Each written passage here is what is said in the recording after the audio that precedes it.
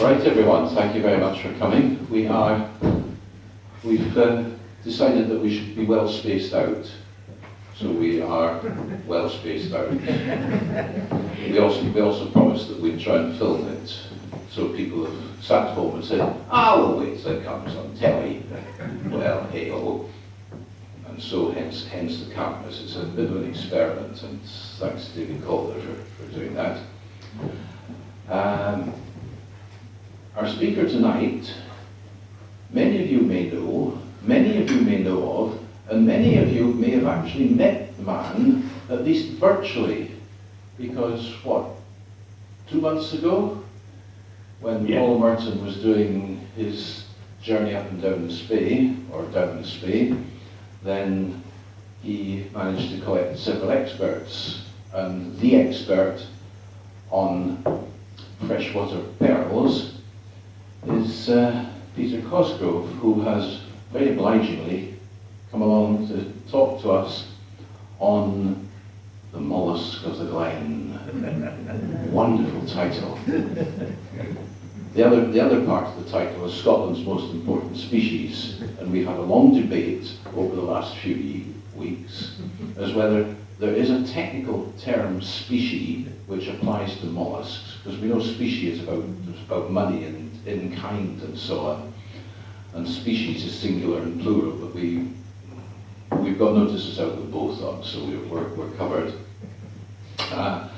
Peter, who lives in Grantown, is the Director of Ecology at Alba Ecology Limited, and he works with a variety of species, not just ones in the water, but ones in the air, whether it's eagles or whimbrels or red-throated divers. But of course his particular love is of the freshwater pearl mussels, and he's been named by the RSPB as species champion. So there you go. And according to the wee bit I found online, it says he is recognised as a world authority on the endangered freshwater pearl mussel and its aquatic habit. Not just an authority, but a world authority. So we're very privileged tonight.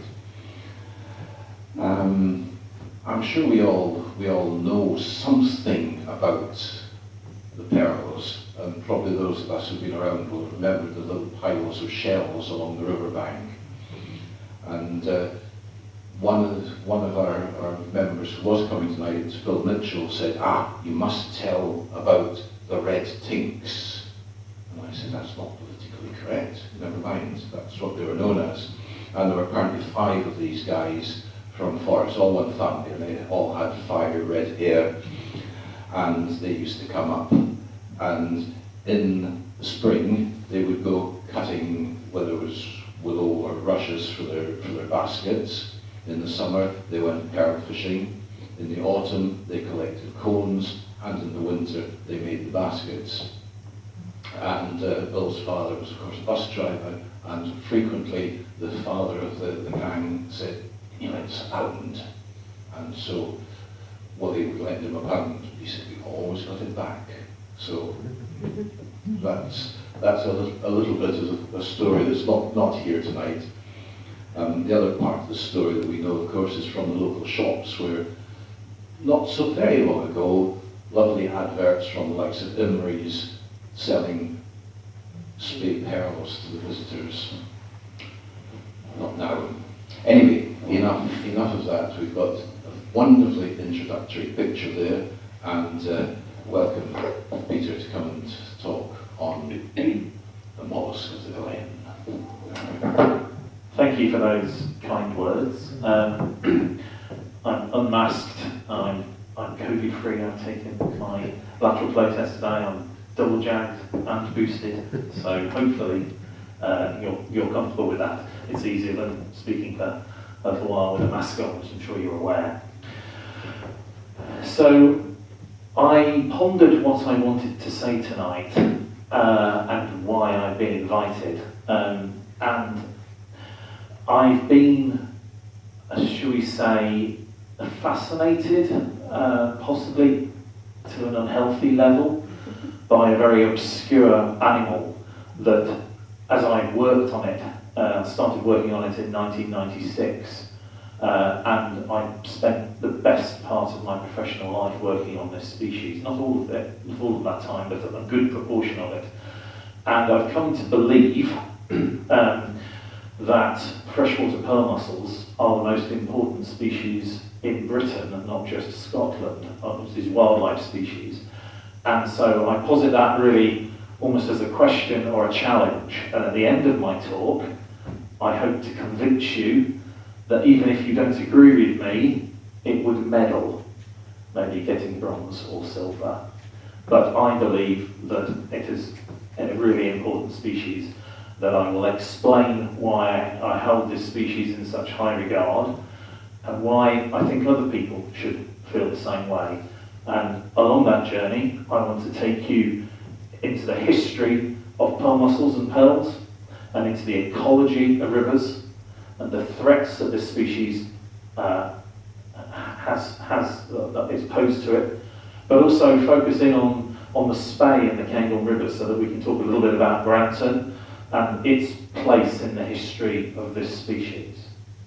And so that's really where I want to start from. That's what I'm going to hopefully try to convey to you tonight. And I won't speak for a tremendous amount of time. I've only got 22 slides, and I'll talk around those slides. And then we'll have a good, hopefully, discussion at the end. And I'm very happy to take questions. And if somebody wishes to challenge me and come up with a better species for that title, I'm all ears. So, whenever I'm interviewed by journalists, and I've done lots of work on this species, television, broadcast journalists, online, I'm always asked, why should anybody care about an obscure mollusk? What on earth were you thinking of when you decided to dedicate a large amount of your life to working on this species? You're clearly insane, and there are obviously better things to do. So I like that I like to be challenged, and I think that from a start position, I would like to take the famous Monty Python quote with "What did the Romans ever do for us?" and turn it around. I don't do an impression of John Cleese, but and say, well, what did freshwater pearl mussels do for us? Because they gave us the Romans. Julius Caesar, when he invaded Britain in 55 BC, had to go to the Roman Senate, and he had to give his reasons for invading Britain. So he wasn't just allowed to invade, he had to convince the Senate. And he had a biographer. For those of you who know a little bit of history, Julius Caesar's biographer was Suetonius, and he wrote down that the Romans wanted to expand the Roman Empire, they wanted to enslave Britons in the battles against the Visigoths, whoever it was they were fighting, but they wanted to control the pearl market, which emanated out of the rivers of northern Britain. And because Julius Caesar had a particular fascination with pearls, and they controlled the known wealth of the known world, they didn't control the pearl market. This was a driving force behind the invasion of Britain by the Romans. So this obscure mollusk gave us the Romans, and then you probably know the Monty Python thing with what did the Romans do for us, starting with roads, healthcare, sanitation, and the entire British civilization followed. So, and this has got me thinking, and I've been reading around this subject, that I am not a Roman scholar, but I cannot find anywhere mention of a wildlife species in writing from Britain before Jesus was born, other than this. So this might be, so the Suetonius reference may well be the first written account of any wildlife species in Great Britain, which I think makes it quite cool.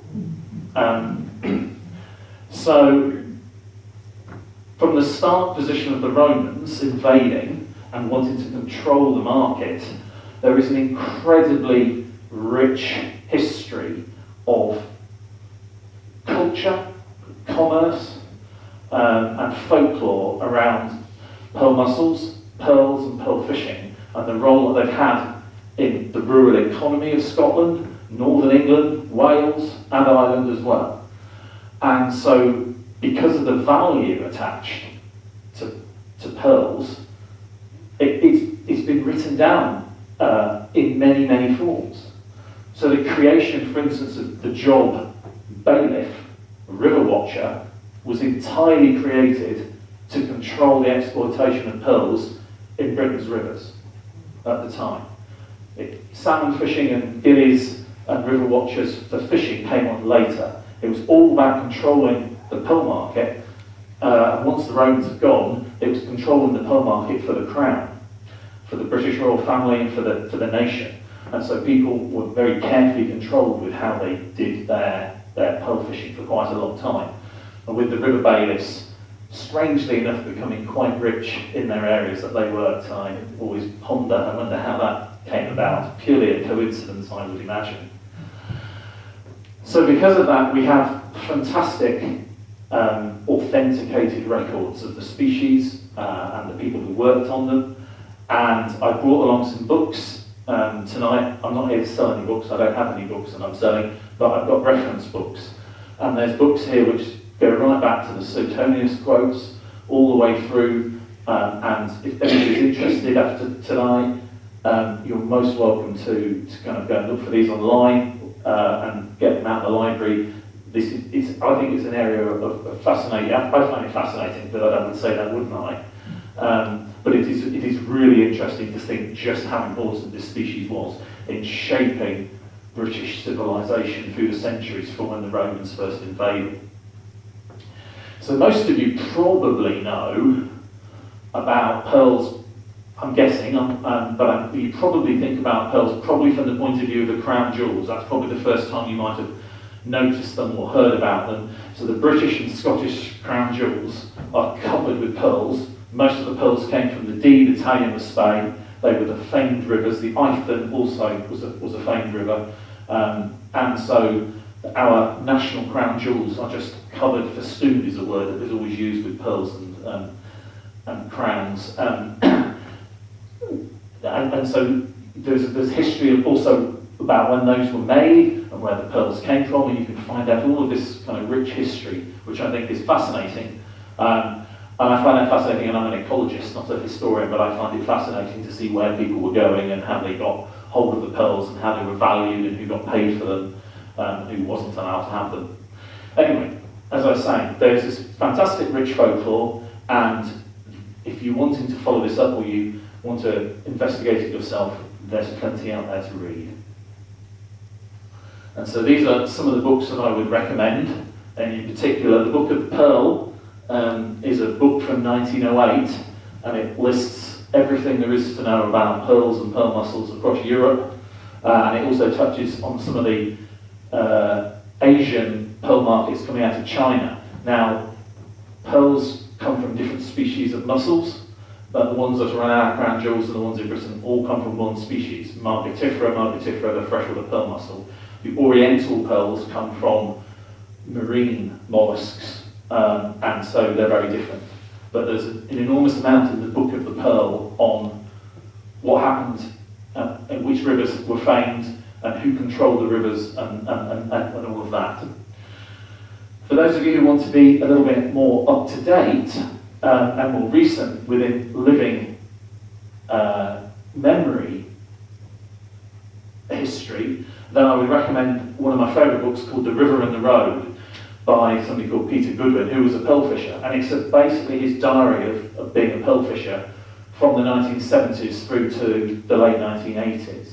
And Peter lived down in Blairgowrie and then moved to Rattray, and that was the pearl fishing centre in Britain.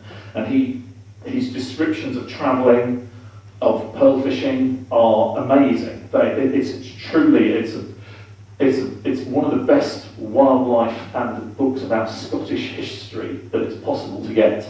He describes rivers where you go to and you're beaten black and blue by the estate workers with clubs, and he talks about cold days in the Spey where you basically pee inside your waders to keep yourself warm, and he talks about how you sell the pearls, and that's very interesting. And then there's a recent book some of you may have seen by Timothy Neate called The Summer Walkers, and that's about the travelling community and their interest in pearl fishing and what they did. And these three books are all very different, and I think all very interesting. But if I had a personal favourite, it's the one in the middle. And it has great discussions of the very large pearl fishing camps of 40, 50, 60 people camping at Cromdale Bridge by the church there, and that this was the main sort of pearl fishing encampment in Scotland for decades, and people used to meet there. They would come up the old road, coming over the top by the left, and the Cock Bridge Toningtower way, and come in and then stay in Grantown, and then fish the Spey and rivers around from the basis of Cromdale and Grantown.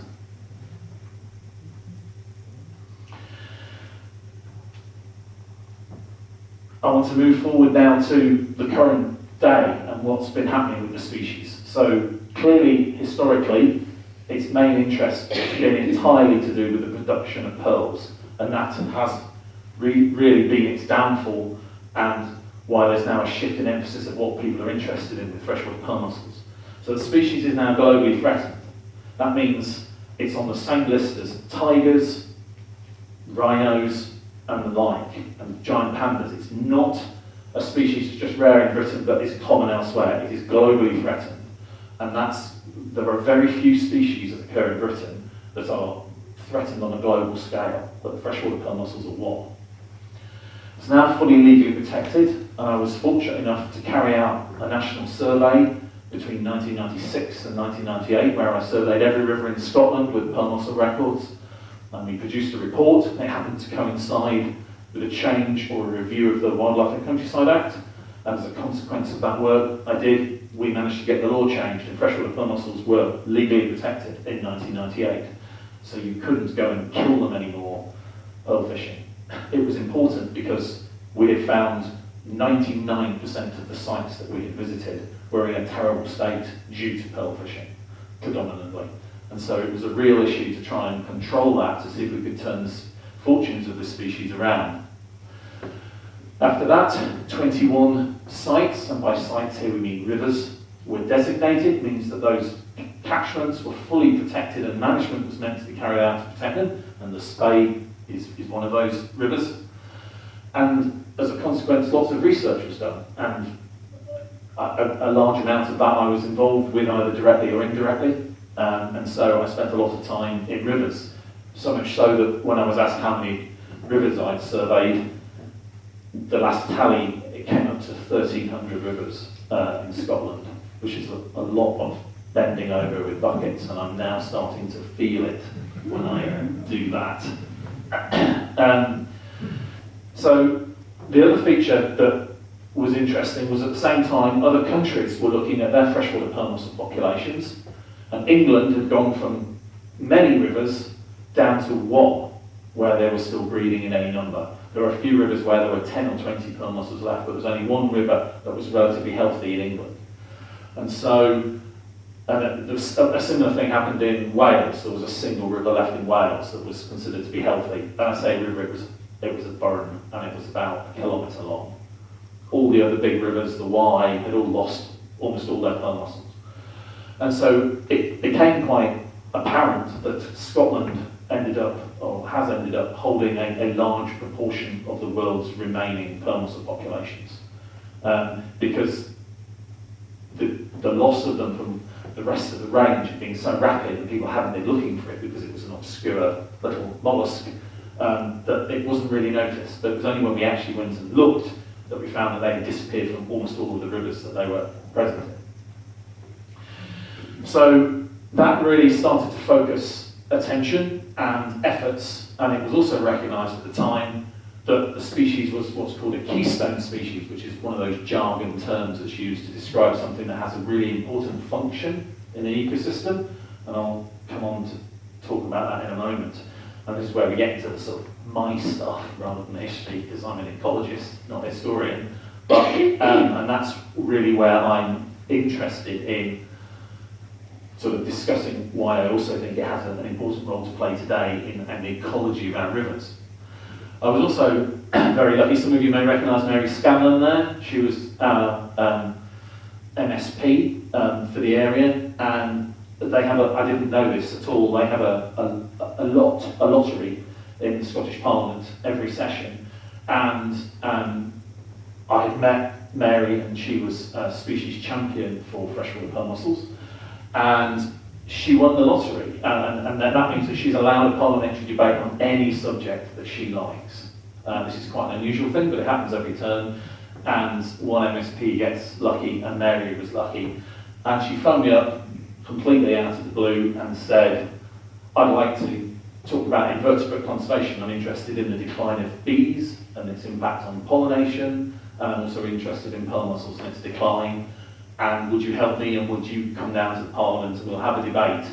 And so we had a debate in the Scottish Parliament. I say I wasn't taking part, I wasn't elected, but there was a debate, and it was the first debate in Parliament in any British jurisdiction on invertebrates and invertebrate conservation and the importance of invertebrates to us.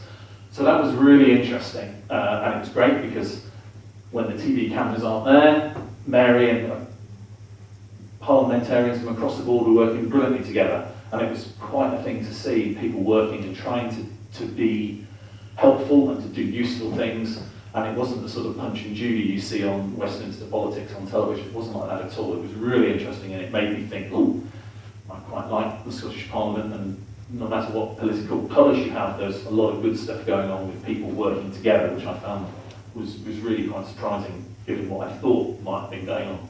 Anyway, I digress. So, the interesting thing about freshwater pearl mussels from their ecological perspective is their life cycle, and I want to talk to you a little bit about it. It has a unique life cycle, which is symbiotic, and I'll explain what I mean by that. Now, if I was doing this talk to a school, I would say, when a mummy and a daddy pearl mussel love each other very much. He fires his sperm into the water, and she filters the water, and her eggs are fertilised. As a consequence of that, in a little egg pouch inside of her, tiny microscopic spring-loaded clams develop. Now, I'm sure some of you, probably one or two of you at least, played video games at some point in the past, but there was a game called Pac-Man, which had a little monster that did this, that you chased around the screen and chased ghosts and things. Well, under a microscope, these young little mussels look like Pac-Man. And so a female will carry enormous numbers of these, and she'll release them into the water. So a female will release millions of these tiny, absolutely microscopic spring-loaded clams. And they have energy for about 18 hours, maybe 20 hours to push. And they drift downstream, and they're doing this all the time. And they have to snap shut on the gills of a passing salmon or trout, or they die. So 99.99% of all pearl mussels die at that stage. And only a few manage to snap shut on the passing gills of a salmon or trout. They can't snap shut on the gills of a minnow or a rainbow trout or a pike. It has to be salmon and brown trout and sea trout. So they're very, very what's called host specific. Now when they attach themselves, there's some metamorphosis happens, and some change happens to them. And we don't fully understand what it is, but they stay attached to the gills of the fish. And the fish, of course, is travelling upstream because it's moving up and it's migrating to spawn. And so basically pearl mussels use fish as a taxi service. And this is how they move around. And they stay attached for months until the fish get to their spawning areas, where the young mussels, which are called glaucidia at this point, drop off and settle into the riverbed where they grow. And this is the only way, unless somebody carries them, where the juveniles can exist further upstream than their parents. So that's an extremely wasteful use of your young in a typical situation, and it doesn't really help you if you're an endangered species when your host fish becomes an endangered species, as is happening with Atlantic salmon at the moment. It's like being a parasite on a tiger. Not a good evolutionary move. So this species has this real sort of pinch point with fish. Now if it was just that it used fish, then that would be called parasitic, because there would be no benefit to the fish. But what happens is the pearl mussels land and drop off in the spawning areas, in the nursery areas where the fish are. And those nursery areas are where the mussels grow, and the mussels filter the water, and they keep the interstitial spaces. Those are the little gaps between the sands and gravels. They keep them clean. So they filter out algae, detritus, other things, so that those areas are fully oxygenated, which means that the fish, when they lay their eggs there and they have their young there, they do much, much better than if the pearl mussels are not there. So there is this real payoff that if pearl mussels get there to grow, then the host fish produce very good densities of young fish, more than they would otherwise do. There's another element to which we're just discovering as well, and it's something that I've noticed in passing, having had my head in a bucket for 25 years in 1,300 rivers looking, and that is that many of the rivers that are in Scotland with pearl mussels, most of them in fact, almost all, are quite acidic. They come from acidic rocks. And so calcium is a limiting resource in the ecosystem, in the river itself. And pearl mussels are somehow, and nobody knows how, so it's always good when there are things that you don't know about nature, pearl mussels are always able to basically take out of the water tiny microscopic amounts of calcium and fix it into their shells. And then if you look at the shells on the bottom of a riverbed, you'll see that on the shells are a whole heap of other things. Mostly caddisflies, mayflies, and those animals which are the start of the food chain for fish as well, are effectively strip mining the calcium because they can't create the calcium themselves. And so the pearl mussel shells provide the calcium that is the basis of the ecology of the river, because other things utilise that themselves. So we're now starting to see that there's another benefit to pearl mussels, not just the fact that they filter the water. So they have this brilliant role in the ecology of rivers, and of course with a river like the Spey, there's lots of jobs associated with it, so there's still a link with pearl mussels and jobs, which seems, it's completely changed, but the healthy ecosystem that is required by the fish and the fishermen is in part down to a pearl mussel, and so it's important to recognise that. Now, this is just a very, I haven't got many graphs or maps, so I'm trying to keep it trying to not make you fall asleep, basically, with lots of data. But this is a map of the most recent national survey that's been conducted. And this, basically, we're ignoring the 74 rivers that are now completely extinct, as in there's not a single pearl mussel left. So we have lost 74 rivers in Scotland with pearl mussels. And of the 50 that are successfully recruiting and the 73 that are successfully recruiting and the 50 that are not, they're plotted on here. And by not successfully recruiting, I mean what we've got is a few adult mussels left in rivers. There's no juveniles, they're not bred successfully for decades, and they live to be very old. So this pearl mussel shell here I'm holding up, you'll see them at the end, you can come and have a look at some of these shells. This pearl mussel, 100, 120 years old when it died. And further north, in parts of Norway, the pearl mussels have been found to have lived to be 284 years old. And we know this because if you cut them in half down here and look under a microscope, you count the rings like you do on a tree, and there's an annual growth ring in the shell so you can count how old they are.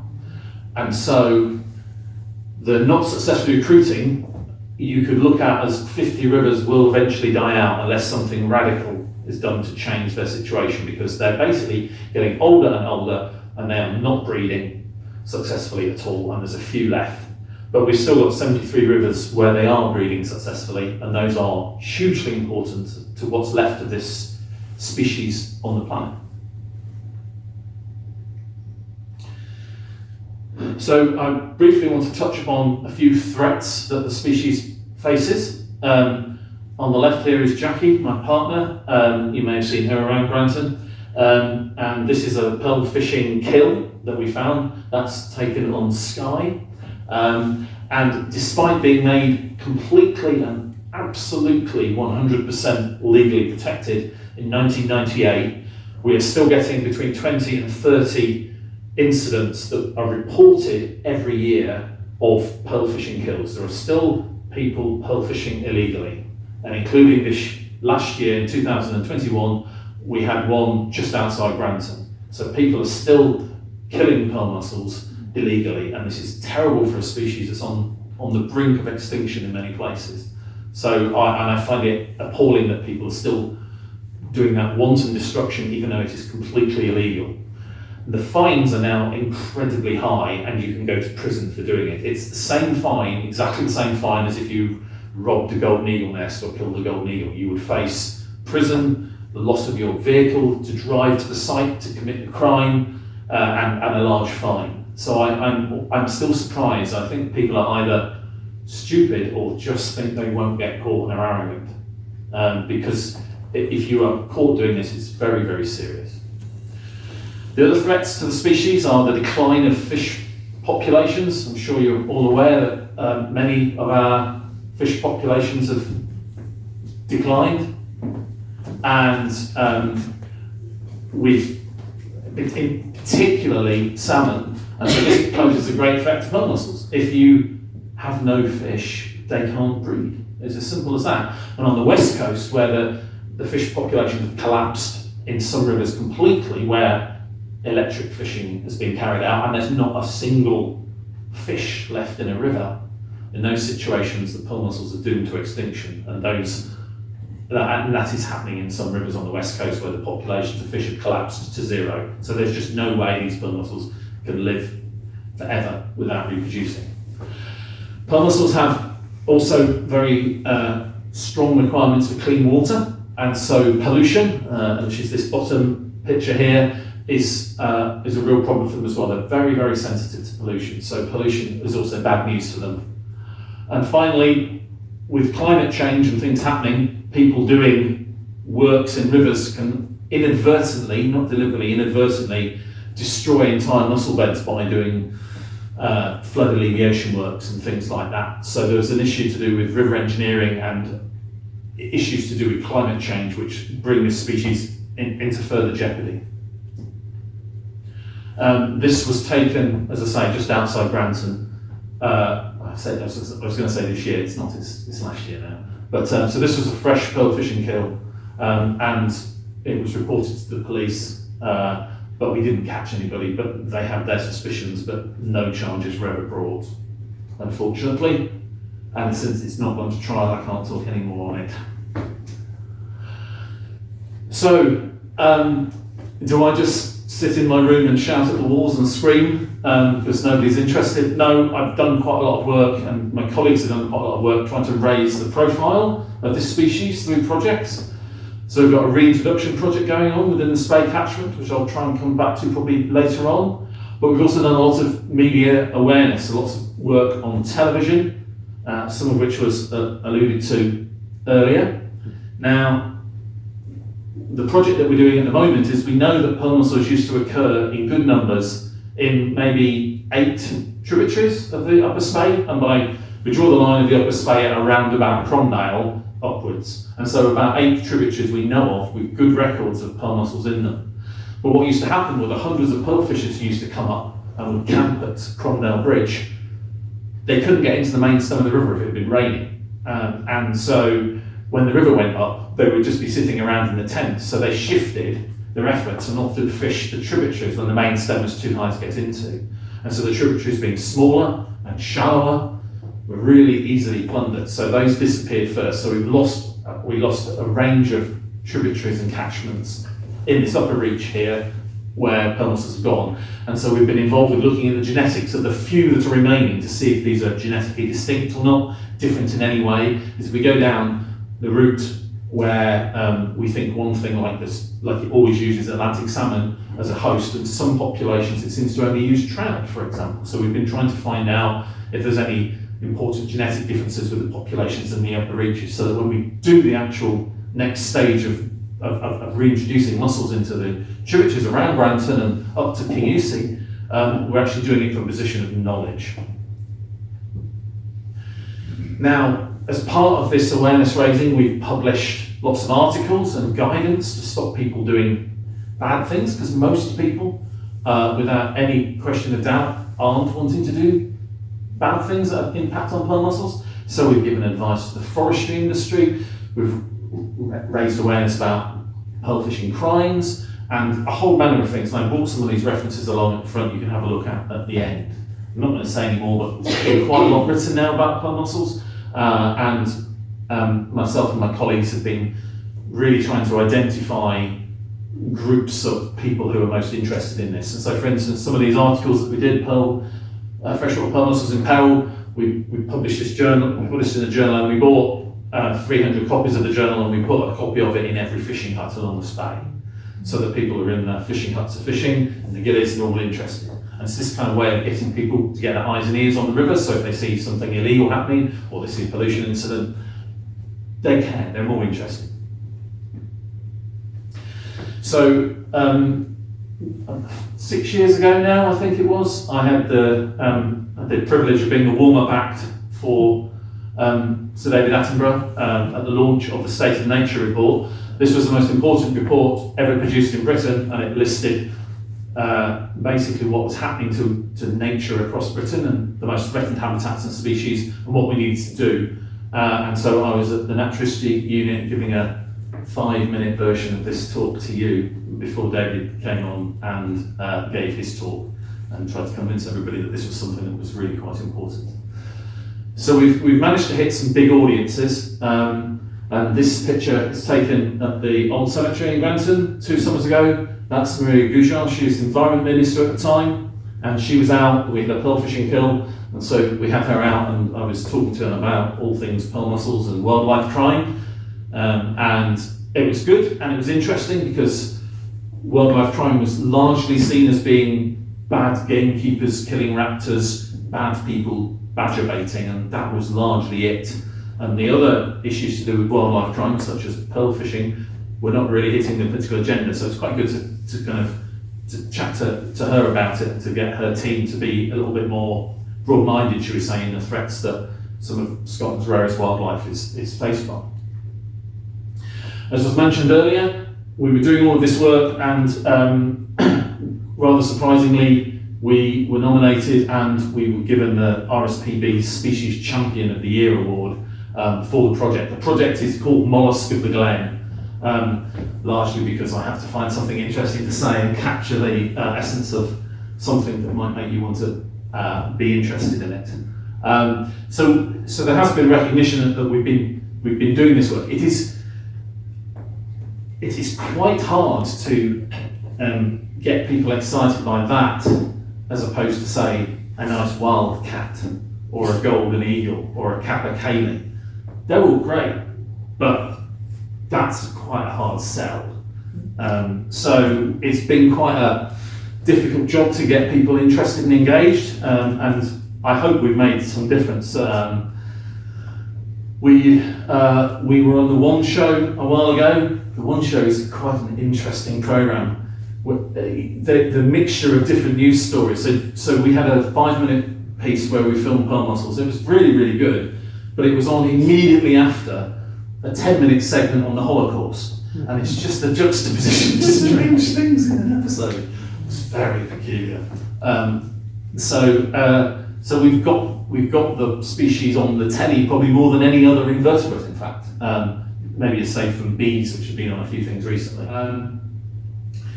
And this is filming with Paul Merton last year, and the Grand Tours of Scotland's rivers. So we were out and filming.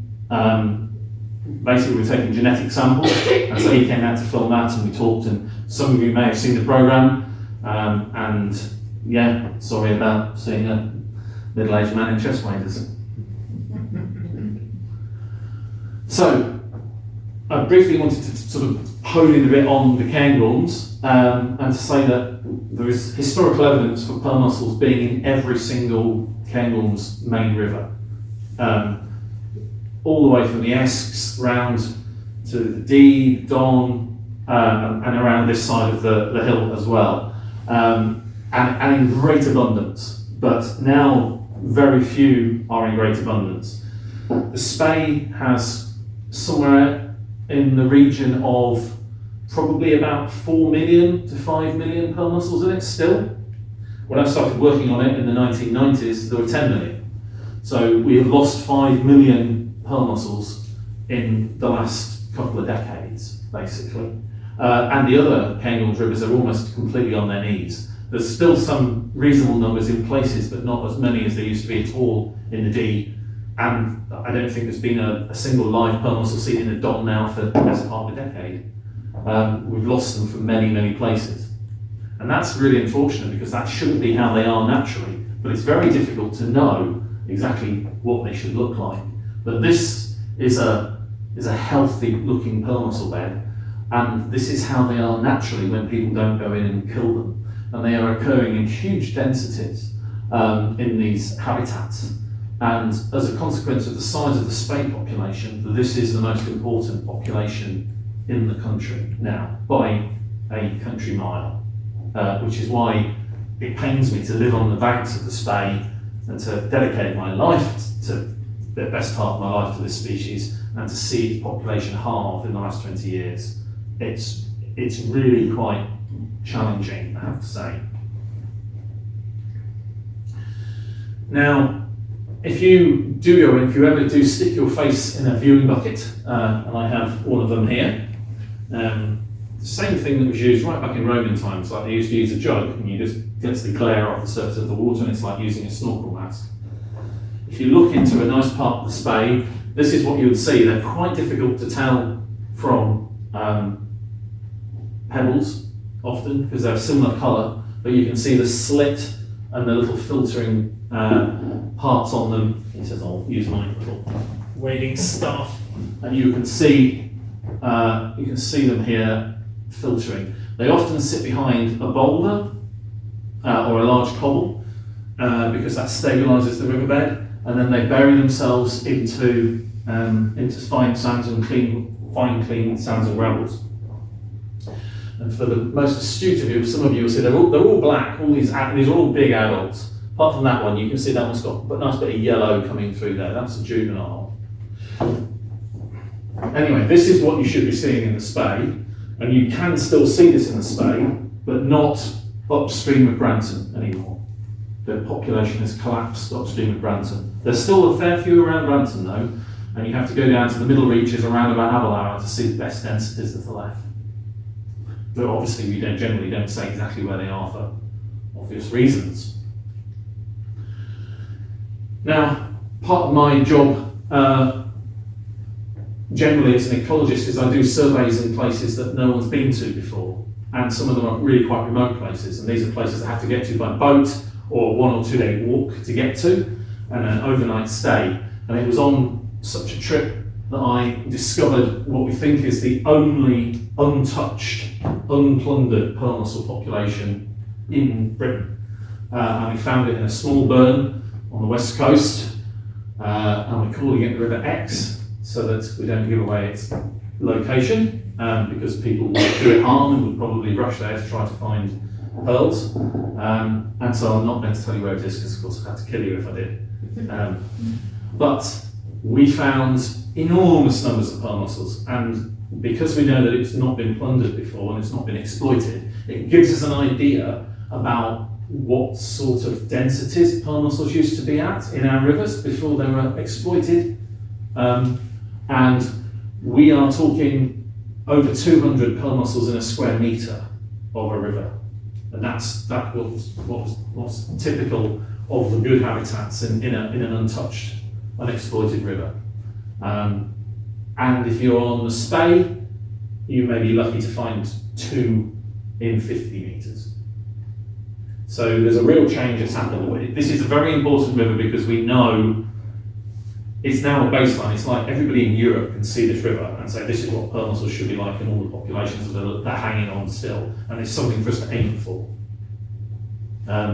It's a bone of contention for me because I believe it's the most important pearl mussel river possibly in Europe, and it's not protected in any way, shape or form.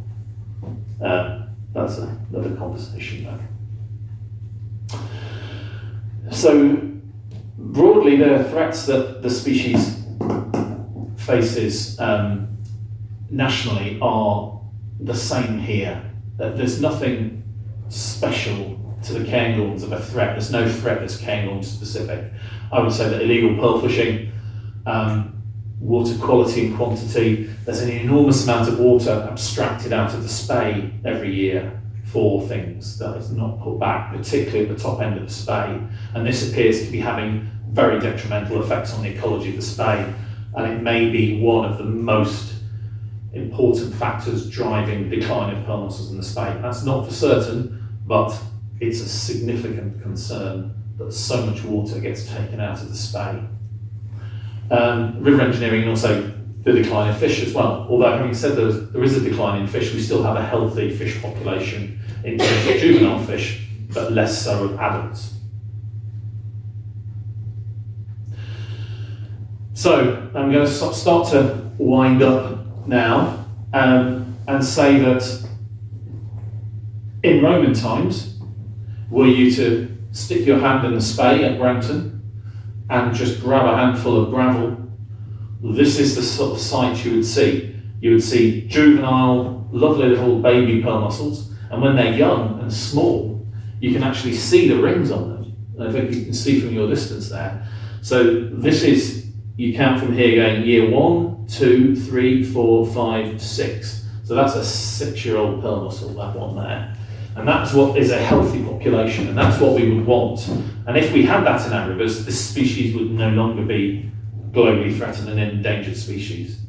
But it is now very, very rare to see that range of sizes in any of Scotland's rivers that are left now. Maybe 20 rivers you might see that in. So it really is imperiled.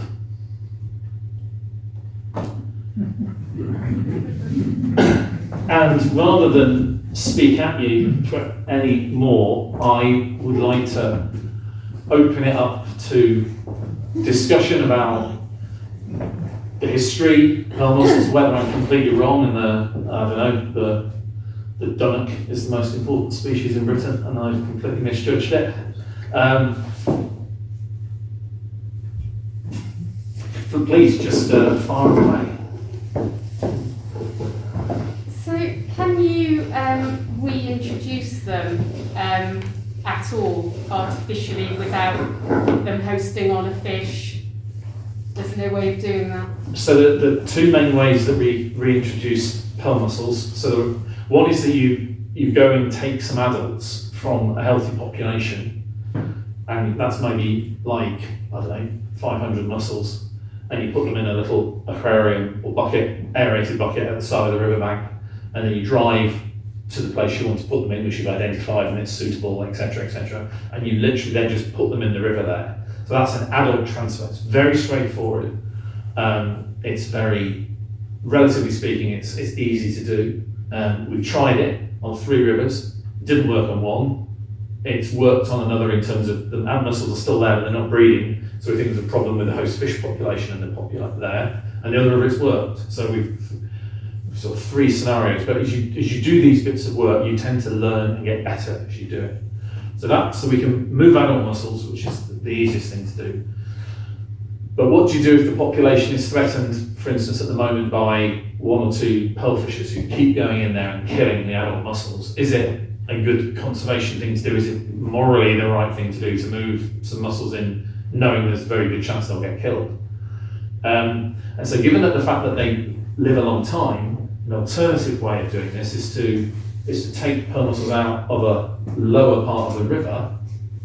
So these are the adult mussels, and as they're about to let their good idiot go, and you put them into a bucket or an aquarium with lots and lots of young fish that you've just electrocuted, not killed, but electric fish them, and you let the snapping little mussels attach themselves to the gills of the fish, and you then take the fish up to the areas that you are wanting to do this at, and you release them, and you can go along a tributary and you can do electric fishing all the way up and take female mussels, different ones obviously each time, and you can do that throughout that catchment. The the benefit, the difficulties are that's quite labour intensive. You need to get the exact day that the females want to spawn. That requires monitoring them, quite a lot of hassle and effort. It doesn't get rid of the problem of pearl fishing, but the general view is that there are hardly any young pearl fishers, maybe no young pearl fishers left, and that the majority of pearl fishers are quite old. And by the time the pearl mussels can produce pearls, which is at the age of about 20 years at the earliest, and it'll be small pearl at that age. So you're really wanting to find a bigger pearl, it may be sort of 30 years old. Well, chances are that all the pearl fishers will be dead by then. And so there's an argument that other approach works on populations that are incredibly threatened, because it allows you the time for nature to take its course and get rid of the pearl fishing threat, while the young mussels that drop off will grow slowly through, and nobody will see them for 10 years. I should probably also point out that we don't actually know what causes a pearl to be formed, and you get incredibly different proportions of pearls in different populations. If you open a marine pearl, there's usually a grain of sand, the classic grain of sand, a bit of grit. But if you section a pearl from a freshwater pearl mussel, there isn't a grain of sand or bit of grit in the middle. There seems to be something organic, but crystallised, but we don't know what it is. And it may in fact be a parasite. We don't know. And it could be, nobody knows what it is. So if it is a parasite, it'll be a new species to science. But you will get a different parasite burden in different rivers. And so some rivers produce enormous numbers of pearls, and other rivers hardly produce any.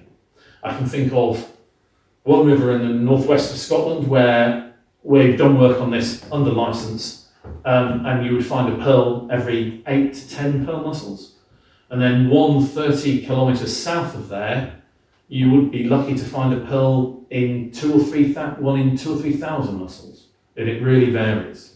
And nobody quite understands it. But if you read the books, the rivers that produce really large numbers of pearls, they don't have any pearl mussels left in at all now. And actually, most of the rivers that have got good numbers left in were reputed to be pretty rubbish for producing pearls. The exceptions are really the Tay and the Spey, because they're so big. And until people were able to dive for pearls in the 1970s with sub-aqua gear on, no matter how much you plundered the shallows, there were enormous numbers of pearl mussels in the deeper pools, and they would replenish the shallows every year, and they would carry on breeding, so they could always recover. So there was almost, I hate to use the phrase, but there was almost a sustainability to it, other things being considered. So, yeah, it's very frustrating trying to, as I said, it's quite a, it's not a great phrase, but it's not a sexy species. And so it needs all the friends it can get, and it's quite challenging to be able to say, well, let's reintroduce this species, let's get school children involved. Well, we can't do that, because they'll have to know where they are, and they'll tell their friends, and they'll put it on Facebook, and then everybody will know where they are. So we have the challenge of this species as not only is it not a sexy species, but if we tell people where we put it, there's a good chance that it won't be there when we go back. So it's quite a challenge. How much are they worth, the pearls? The pearls, it varies. I have got, again, I have a license for this, and I brought along 30 pearls here of all the variations, so you can come and have a look. There are 30. There will be 30 when everybody leaves the room. or Stephen will be guarding the door. So you can have a look. They vary. Some of the pearls themselves would be worth maybe £200 each, and some worthless. And the thing about freshwater pearls is that they produce different lustres, and some of the jewellers could tell you the difference between a spade pearl and a D pearl, or an Eithne pearl and a Don pearl, or it's certainly a Tay and a spade pearl. And some of them have like a pinkish hue to them, so they look white, but in the light they've got a nice pinkish glow to them. And other ones have a brilliant milky white, and some have a bluey white to them. So there's real variation, and it was that variation that was attractive to people, I guess, like Julius Caesar and the royals. And so that's the value was in that. Whereas I think the true value is what it's done to British culture, which is why I posited the question in the first place, is that I just think there's no other species that have that profound effect on us, and its still importance in the ecology of our rivers. So, to what extent is legal fishing carried out? There's no legal fishing whatsoever. No one's allowed to legally pearl fish. There's no licenses for legal pearl fishing. That stopped in 1998, didn't Yes, it did, yes. And what happened was, like ivory, before the CITES, so you know CITES, but the ban on ivory selling came in, if you can prove that your ivory predates the CITES convention coming in, then that's classed as antique ivory. You can have that. It can be sold as an antique. But if you can't prove it, it's assumed to be illegal. And so if you can prove that your brooch or your necklace, it predates 1998, it can still be sold. And the jewellers who had their stocks, and famous one is came across in Perth, but other ones as well, they had big stocks, and some of them had like many thousands. And so they were allowed to sell them, but they had to register them. And if they sold 50, at the end of the year, there had to be 50 less in the draw. And the police have constantly checked so that all of the jewellers who had their stocks of pearls, they weren't penalised. Actually, I think it was reasonable. They just were allowed to sell them, but they couldn't top them up by nefarious means. Apart from humans, obviously it doesn't have any predators, but can it be attacked by any disease at all? That's a good question. There are no predators that specialise in freshwater pearl mussels. There are things that will scavenge them, so we've seen occasional otters will go for them, but usually it's otters that are getting old and can't catch fish. And as they get older, so this is a thing about otter ecology. If you find otters eating lots of crabs and things on the coast, they're generally not able to catch fish. So it tends to be something that's more of an older otter thing, and we think that it's older otters, and they may take one or two shells out because it's really hard to break into a pearl mussel, and it basically blunts their teeth.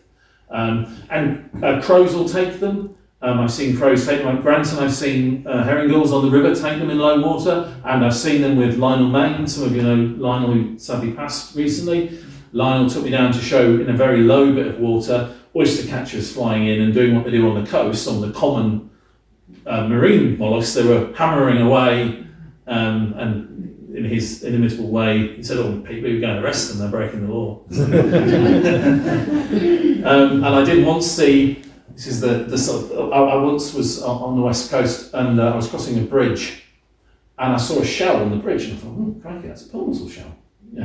Anyway, I stopped, and I was getting out, and I was getting my stuff out of the car, and this hooded crow flew over. It was a pearl mussel river I was along.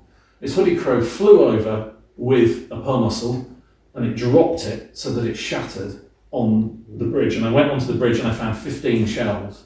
And whilst I'm very much a live and let live, I thought that's a gene in crows I would really like to see not taken forward. What's the situation outside the British Isles? Are they So basically in Norway, Sweden and Finland are the other core areas. There's a small population left in the Kola Peninsula in northwestern Russia. But acid rain in the 70s, which really badly affected Scandinavia, affected and wiped out large populations in Scandinavia. And so they lost a very, very large number. I've got some great friends and colleagues who work in Sweden and Finland, and I've got a friend who's dedicated his life to doing this in Lapland, and they have found 600 rivers in the whole of the Lapland area with pearl mussels in, but some with one or two left in. So it puts, in some ways, it puts our 74 good rivers in a little bit in perspective, but then all these 600 aren't good either. But so there are still populations in those places up there, and interestingly, some people do pearl fishing. It's never been a big thing up there, and so they've just been left alone. They're not tasty. They're not like marine mussels to eat. I've never eaten. There's a school of thought that says if you're an ecologist, you should eat your study animal at least once in your life. But I've spoken to several people who say it's a lot. They're just terrible, and they just taste muddy and rubbery, and and don't bother. And in fact, there was a pearl fisher who rather crudely, but I thought, well, funnily said to me, he said, if they produced pearls and they were tasty, do you think there'll be any of the buckets left? Which is fair. Are there any in Canada? They've got, and America, because they've got Alaska. Yeah, they've got huge salmon rivers. They've got lots of different mussels. The same family, Margatifera, and there's a population right on the northeast coast, which may be the same species as us in a few rivers, but it's not sure. Taxonomists argue the toss and say that they're different. But North America is where all freshwater mussels evolved from. So in Britain we have like 8 species of freshwater mussel in Britain. In North America they have like 480 species. And there are some rivers in North America where they have 6 or 8 unique species just to that river. And by a river, I mean something the size of the dolmen. And it's amazing. And their eggs, their glaucidia, are attached to endemic fish that only occur in that one river. And I've got some shells which I've collected because I've done some work in America as well. And the one thing I know the Americans do really well is they name things really, really interestingly. So you go and you look on a river and you'll go, this river is famous for its Louisiana heel splitter. And then they have another one that's like pockmarked and looks a bit curved and they call it a pistol grip. And so they do that, whereas in Britain we have freshwater pearl mussels, the depressed river mussel. We just choose rubbish names for some of our animals. It doesn't help. So the Americans, so it's really interesting. And so they've had them. Very, very interesting. The history in America isn't really. There is some pearl fishing done, or has been historically.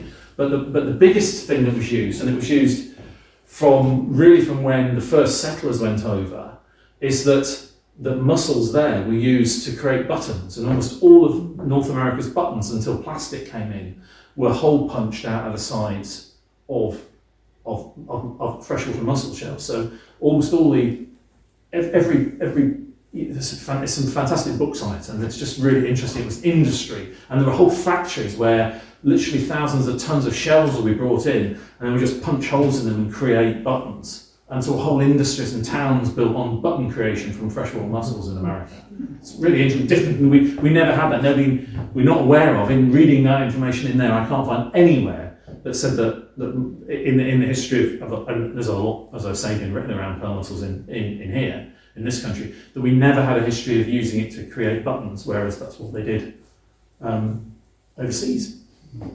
Thanks. Yeah. If you prize open a mussel, does that mean you've really effectively killed it? Well, I didn't bring along, so I have a special set of tongues which are like reverse pliers with wide blunt blades, and so I can put it into basically the two halves of the shell, and I can open it slightly like that, and I can look inside. So I can look inside to see. I can look in for pearl if I was allowed to. But I can look inside and I can see whether it's a female, and that's how we do the reintroduction work, is we actually gently open them like that. When the ban came in, there was a discussion about whether we should allow pearl fishers to use such devices and to do that. And so we tested it, and it still, if you do a lot, it kills a few, but it takes you between 20 and 30 seconds to open it carefully to have a look at. What was happening was that we think, for certainly when there were, because quite a few of the pearl fishers realised that their livelihood was going to disappear, and they were giving out these to be used, and people were just chucking them away because it takes too long, and they just carry on opening them up with a penknife and killing them. So so when they're forced open, that's them dead. So I have a question for you, which is go back to the start of the tour, which is, have I convinced you that this species is probably the most important species in Britain in terms of its impact on our culture, entirely our history, and obviously now in terms of our ecology of our rivers? Or anybody violently or verbally disagree with me. I think you've made a wonderful case. How does it go with the bees, which is the other one that we hear so much about and its importance? Well, in a similar vein, I'm not an expert in bees, but what I will say is that their importance to life on Earth and life in this country has been vastly underestimated in terms of the importance of pollination, and we lose bees more than just at our peril, but the potential of crop failures is ever present, and the big threat appears to be with bees the neonicotinoid pesticides that are used, and I think it's just reckless that you would endanger the basis of our food chain, not just not other things. I think it's lots of people are aware of it now, and lots of people trying to do their bit, and lots of people trying to lobby the government to do things. Unfortunately, the manufacturers of said chemicals also lobbying the government and make large donations to political parties, and at that point I probably stop saying what I really think about that. Does the Cosgrove National Park support you? Support me? Yes. Yes, they do. Yeah, absolutely. So the project that we're doing on reintroducing pearl mussels into the tributaries in the upper Spey catchment, that is a Cosgrove National Park Authority-led project. And so we'll be working on that, and we're hoping to work on it for the next 10 years on or off. So we finished surveying. So the last 3 years I've spent checking all the tributaries here. So I've been in literally every tributary from Cromdale right the way up to Spey Down, and I've been right out into the middle of Glen and all of these places checking tributary burns for pearl mussels. So we've looked at dozens and dozens of rivers to see if they're there, and we found about 8 populations. But one of those populations has got less than 10 individuals left in it. So it's interesting, and we're now at the stage where it's like, well, we now know where they are. We've now done the genetic work. I'm waiting to see how different they are genetically, so we've not actually got the results back yet. I think the genetic labs are quite busy doing other tests at the moment.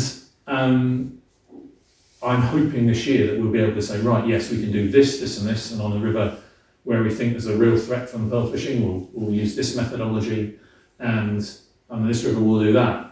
And the other interesting thing is if you're reintroducing an animal, it's really important that you get the landowners and the local community involved, and so there's great difficulty in getting real engagement with the communities because of the sensitivity of where it is.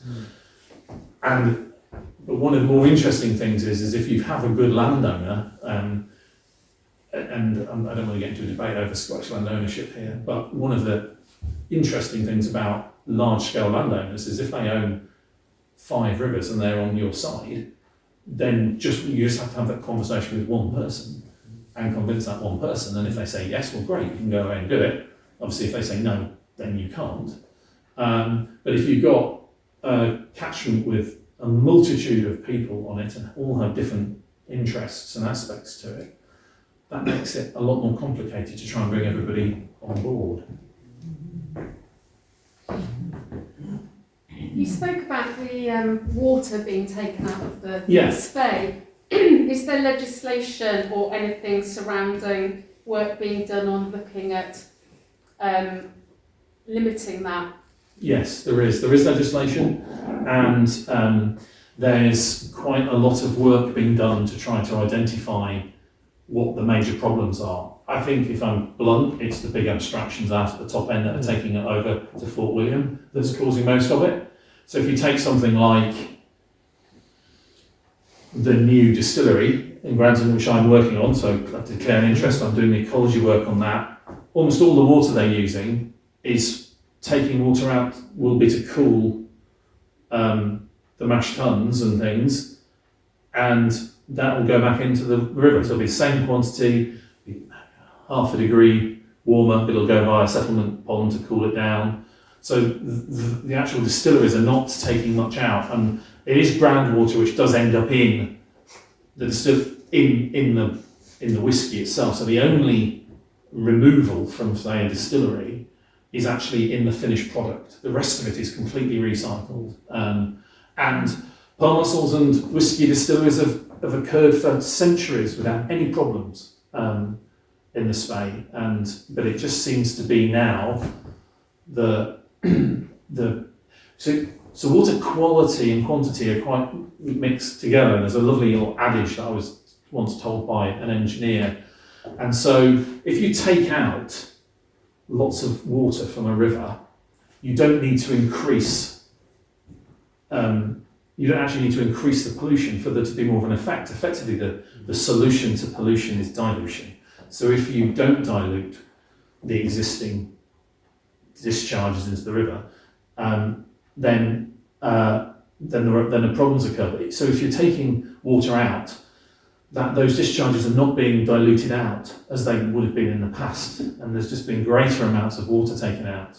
And if you look at the time frame for when the water's gone and been taken in large quantities away from the Spey, that has largely been the time where we've started to see a tail off in pearl mussels. But I can't say that it's absolute causation. There's a number of factors that are going on in there. But if you reduce the quantity of water in a river, by definition, it's likely that you'll also deteriorate the quality because there's less water to dilute what's in that system already. So as a campaign that would follow on from this logically is we all campaign to give us our river back. I'd like to see a river coming back. I think it's the most fantastic river in Scotland. And I have, for quite a long time, I've been trying to make that case, and I think there are more and more people listening to that case now. And if aluminium smelting works and things on the west coast are not really working anymore properly, and do they need all that water, then you come back to, well, its main function is to go through hydro schemes, and at the moment we're now 98% of our electricity is now generated by renewables. We're getting to the point where we've not reached peak production, but we can start to say, using other things, that we can actually get rid of some of these hydro schemes and these abstractions because we have other sources that are less damaging. And if we do that, my feeling is we would completely rejuvenate the Spey. And I think that would be a fantastic legacy for us to do. There you are, folks. So on that, very positive, and yes, we now know which the most important species is, and for that we must thank you. That has been an absolutely fascinating evening. The only downside is that we haven't got every seat filled to, but hopefully we can get that. I won't take it personally. I'll blame COVID. Yes, right. That's what we do, and I think that's very much the thing. But beautifully presented, well illustrated, just at the right level, a nice little sense of humour here and there, and so on. So, thank you very, very much indeed.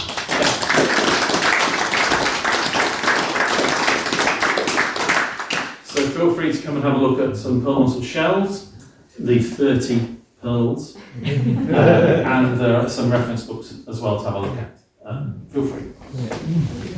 Meanwhile, just before you leave your seats, we live on subscriptions, and I'm sure there's a tin out there for you to put some money in if you feel inclined. We don't charge for our meetings, but we do welcome a penny or two in the pot. And if you haven't bought one of our calendars yet, you really need to. And as a special concession, we could reduce the price to.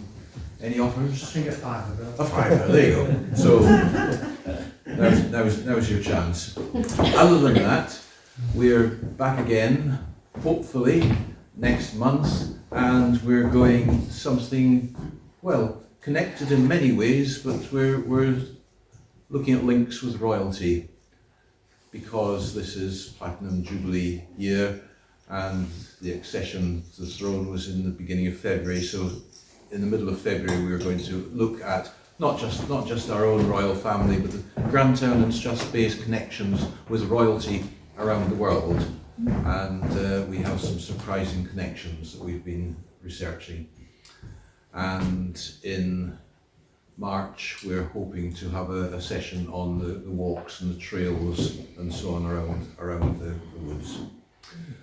So with that, thank you all so much for coming. It's been, as I say, a fascinating evening. Should there have been some music this evening? Is it, is it the Pearl Fishers? There's the Pearl Fishers. There's there's the Pearl Fishers, which is an opera. Yes. And there's also, I forgot the fiddler's name, who has a pub in Dunkeld, who's a famous Scottish fiddler. Some of you know your traditional music. And he's done a whole album of traditional Scottish folk music based around pearl mussels and pearl fishers, which is it's really interesting, very beautiful. But we do have another challenge.